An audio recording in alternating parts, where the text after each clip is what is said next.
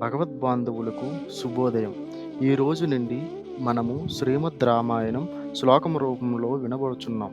ఈ శ్లోకములు ఏ ఇంటిలో అయితే వినబడతాయో ఆ ఇంటికి ఆపదలు, ఆటంకాలు రాకుండా ఆ శ్రీరామచంద్ర ప్రభు రక్షిస్తాడు అని నమ్ముదాం.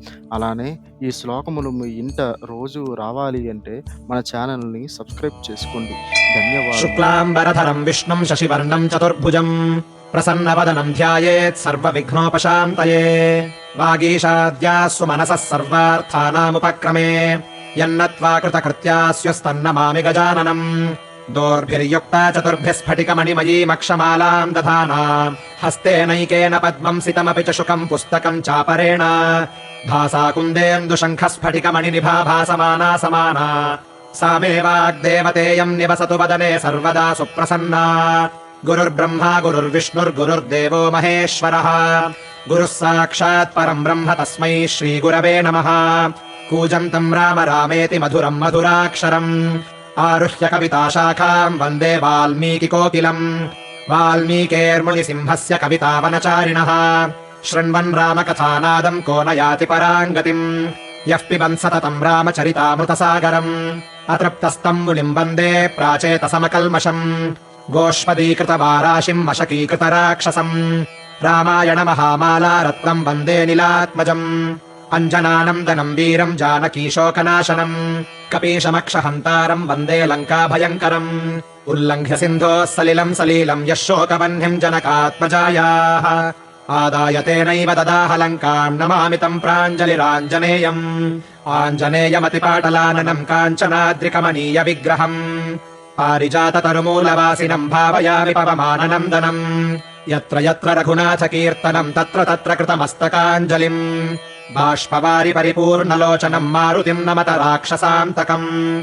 मनोजवम् मारुततुल्यवेगम् जितेन्द्रियम् बुद्धिमताम् वरिष्ठम्. वातात्मजम् वानरयूथमुख्यम् श्रीरामदूतम् शिरसा नमामि.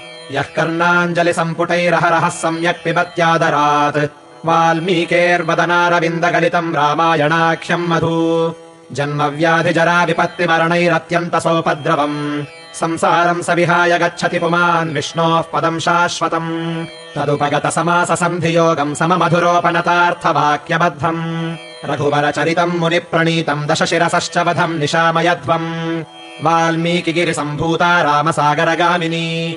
पुनातु भुवनम् पुण्या रामायणमहानदी.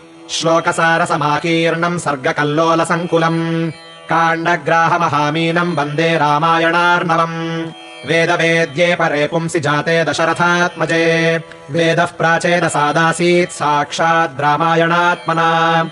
वैदेही सहितम् सुरद्रुमतले हैमे महामण्डपे. मध्ये पुष्पकमासने मणिमये वीरासने सुस्थितम्.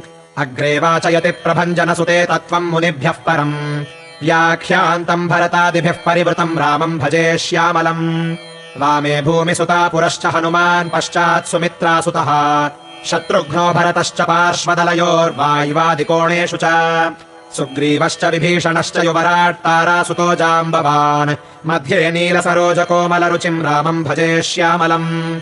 नमोऽस्तु रामाय सलक्ष्मणाय देव्यै च तस्यै जनकात्मजायै. नमोऽस्तु रुद्रेन्द्रयमानिलेभ्यो नमोऽस्तु चन्द्रार्कमरुद्गणेभ्यः.